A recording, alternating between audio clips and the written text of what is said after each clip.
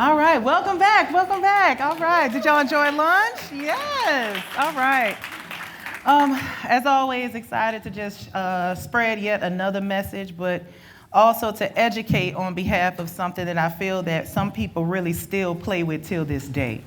So backstory, my sister was murdered in 2013 by her boyfriend, okay? A case of domestic violence, he beat her to death. And pretty much when it happened, I was living in Houston, Texas at that time. The phone call came, I was at work. You ever get those phone calls when you just drop everything immediately? Yeah. I dropped everything immediately because remind you, I'm the one that moved away.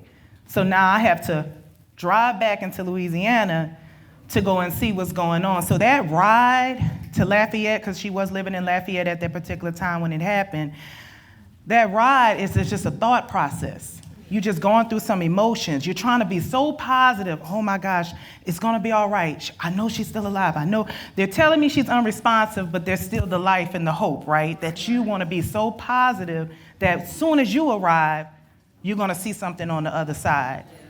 Seeing a lifeless body will change your whole entire life, okay? And then seeing a beautiful young lady's body bruised can definitely take another toll on your life. And I can tell y'all that sitting in that room, you know, you start to really process some other things because now we have to plan a funeral. And in the midst of planning that funeral, you find out that both of your parents don't have insurance on your sister.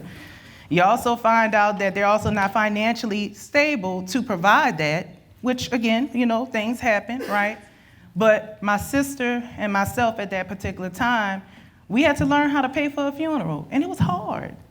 You're not just dealing with the fact that it's financial burden, but now grief is also in the midst of that. You have your own personal bills. You have to travel back and forward. Like I'm going from Houston to New Orleans. I'm doing news interviews.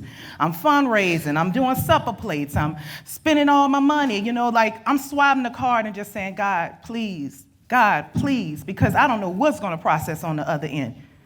But do know that I made it out, right? You know, I'm so grateful for family, friends, support, just having that village that you didn't even know existed until it really gets real. And sadly, she was buried beautifully. She had a beautiful service. But I did not go into this career path at that time, but I was introduced to what I needed at that moment, which was life insurance, okay? Which was making sure that my family did not have to go through that ever again. And hence why I don't care if I'm the only one paying all their policies, it's gonna get handled.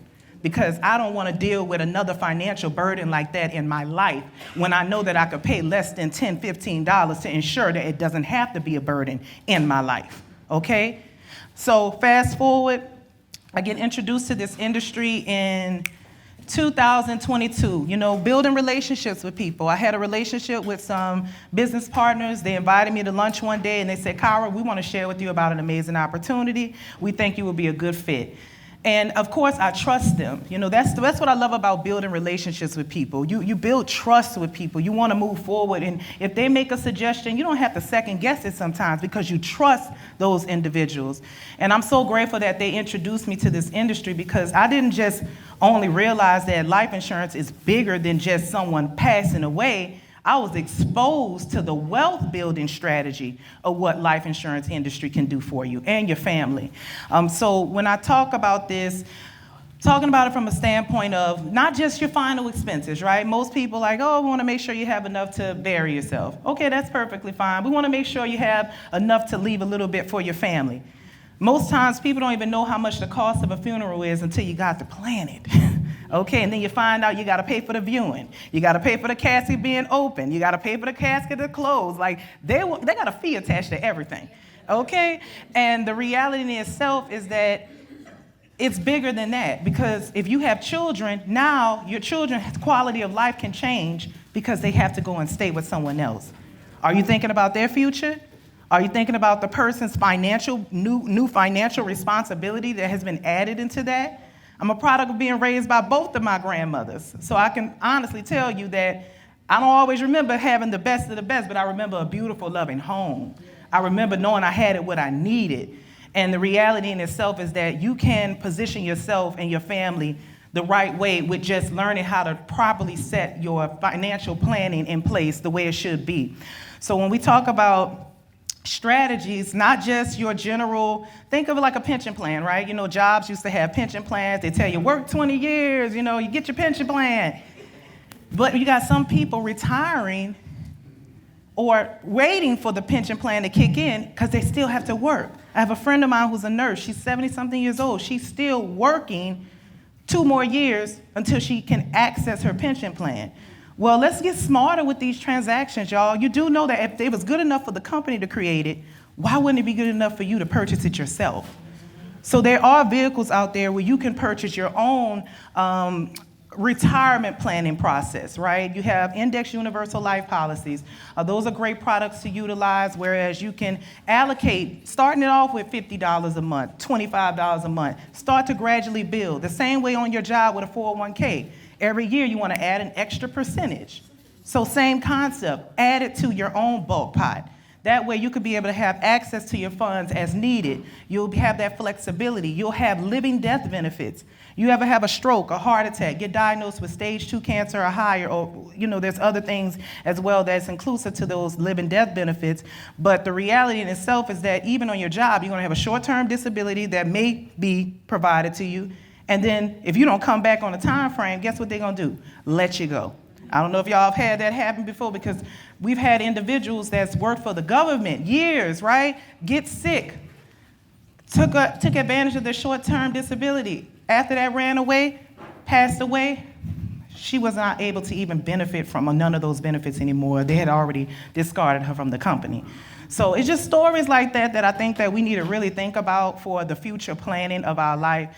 And then there's products such as annuities, right? That's basically a person that says, I got money sitting in my bank and I ain't making no money from it. It's so embarrassing when we get a statement at the end of the year that tells us, or end of the month, you made 0.00000, but you can have all this money sitting in this pot doing nothing.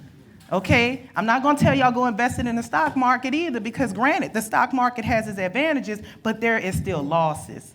We need something to protect our assets, something to protect our money, something that we know that even in the midst of what we're contributing to it, we can be building interest. Some products have capped interest gains, some have uncapped interest gains. So I don't care if you're earning 8 to 15% on your money, it's more than what you're earning in the bank.